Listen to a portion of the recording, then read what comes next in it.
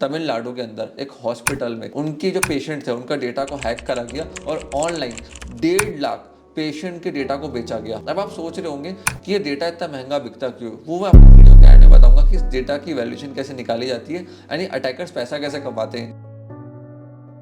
Hello friends, welcome to Soni's vision legal channel. आज मैं आपको बताऊंगा साइबर अटैक जो कि एम्स के ऊपर हुआ था और क्यों साइबर अटैक इस समय हेल्थ केयर इंडस्ट्री के ऊपर बहुत तेजी से इंडिया में बढ़ रहे हैं। फ्रेंड्स, मेरा नाम है Bhopari Singh Soni. I am a corporate lawyer and consultant by profession. हम कंपनीज को आईपीआरस के अंदर, लीगल सॉल्यूशंस के अंदर, रिस्क मैनेजमेंट के अंदर मदद करते हैं। अभी कुछ दिन पहले एम्स के ऊपर साइबर अटैक हुआ था। 23 नवंबर की मॉर्निंग में एम्स के इंटरनल सिस्टम सारे ब्रीच हो गए। उनकी digital services, smart labs, billing support, schedules, other digital services सारी हैम्पर हो गई एंड सारी फाइल करप्ट कर दी गई एंड जितने भी उनके पेशेंट्स थे उनका कंप्लीट डेटा लीक हो गया। और फटाफट एम्स के डिपार्टमेंट ने एफआईआर रजिस्टर्ड करवाई 66F के अंदर, जो कि साइबर टेररिज्म में आती है, एंड सेक्शन 66 जो कि कंप्यूटर रिलेटेड फ्रॉड के अंदर आती है। एंड काफ़ी सारी साइबर की टीम जैसे Delhi cyber crime special cell, Indian cyber crime coordination centre, intelligence bureau, central bureau of investigation, national forensic science universities, national critical information infrastructure protection centre, इन सब ने अपनी रिसर्च एंड इन्वेस्टिगेशन चालू करी कि ये इतना बड़ा अटैक कैसे हुआ। और एम्स के बाद काफ़ी सारी वेबसाइट जैसे ICMR की वेबसाइट को 6000 टाइम्स एक दिन के अंदर अटैक करा गया एंड जब ट्रैक करा गया तो यह IP हांगकांग से था।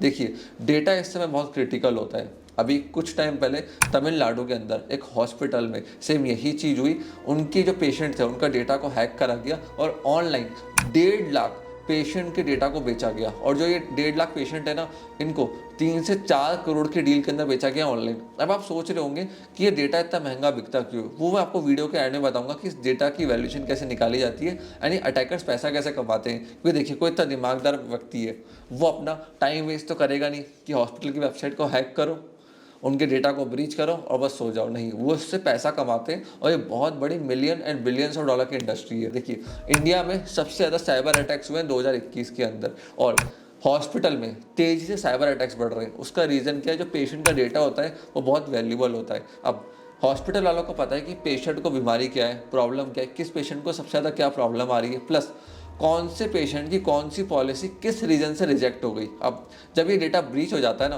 तो होता क्या है, साइबर अटैकर्स उससे एनालिसिस करते हैं। ये जितने भी इंश्योरेंस कंपनी होती है, एजेंट्स होती है, उनको ये डेटा बेचा जाता है। अब आपको पता है कि इस पेशेंट को हार्ट की प्रॉब्लम है, हर बार इसका इंश्योरेंस रिजेक्ट होता है हार्ट के चक्कर में। तो एजेंट जब बात करेगा इसी प्रॉब्लम के ऊपर बात करेगा कि हमारी पॉलिसी में इशू नहीं है, उसके चक्कर में कंज्यूमर पॉलिसी खरीद लेगा।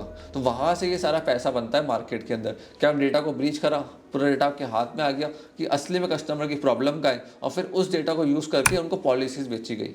इंडिया में साइबर अटैक्स 2022 के अंदर 38% से बढ़े। इस चीज़ का ध्यान रखना। और साइबर अटैक कोई बड़ी चीज़ नहीं है, स्कैम्स की बड़ी चीज़ नहीं है। पहले भी होते थे, पहले भी डेटा ब्रीच होता था, बट पहले सारे काम ऑफलाइन होते थे, पेपर्स के ऊपर होते थे, मैनुअल्स के ऊपर होते थे। अब सारी चीज़ें डिजिटल हो गई है, क्लाउड बेस्ड हो गई है, हर चीज़ ऑनलाइन चल रही है, AWS के ऊपर चल रही है। और हॉस्पिटल का डेटा, प्राइवेट कंपनीज का डेटा, ये सब भी ऑनलाइन चल रहा है। इसलिए स्कैमर्स अब ऑनलाइन स्कैम कर रहे हैं, वहाँ पर दिमाग लगा रहे हैं कि कैसे हम डेटा को ब्रीच कर सकते हैं। अब अगर आप एक हॉस्पिटल जैसी ऑर्गेनाइजेशन चला रहे हैं, बिजनेस चला रहे हैं, कंपनी चला रहे हैं, जहाँ पे आपके पास अपने पेशेंट्स का डेटा है, एम्प्लॉयज़ का डेटा है, कस्टमर का डेटा है, क्लाइंट्स का डेटा है, तो आपको कंटिन्यूसली अच्छे सॉफ्टवेयर्स का यूज़ करना है। रिस्क मैनेजमेंट की कंपनीज होती है, साइबर सिक्योरिटी की कंपनीज होती हैं, प्राइवेट सर्विसेज होती हैं जो कंटिन्यूसली मॉनिटर करती हैं, आपको एडवाइस करती है, मदद करती है, जिनसे आपका डेटा लीक ना हो जाए। क्योंकि देखिए, इंडिया के अंदर अभी इस समय नया बिल पेश हुआ है साइबर सिक्योरिटी को लेके, डेटा ब्रीच को लेके। अब उसके अंदर क्या है, अगर कोई भी ऑर्गेनाइजेशन, कंपनी प्राइवेसी पॉलिसीज़ के अंदर, कुकीज़ पॉलिसीज़ के अंदर फॉल्ट रखती है, जिसकी वजह से कस्टमर का डेटा लीक हो जाता है और अल्टीमेटली कस्टमर को, क्लाइंट्स को, पेशेंट्स को या आम जनता को उससे नुकसान होता है, तो उस कंपनी के ऊपर, हॉस्पिटल के ऊपर, ऑर्गेनाइजेशन के ऊपर 500 करोड़ तक का फाइन हो सकता है। इस चीज़ का ध्यान रखना। अगर आपको रिस्क मैनेजमेंट करवाना है, privacy policy, cookies policy, data policy, ये सब ड्राफ्ट करवानी है, तो हमें इस नंबर पर कॉल कर सकते हैं। हमारी टीम आपको हर चीज़ के अंदर मदद करेगी जिससे आपके ऊपर कोई भी साइबर इशू ना आए।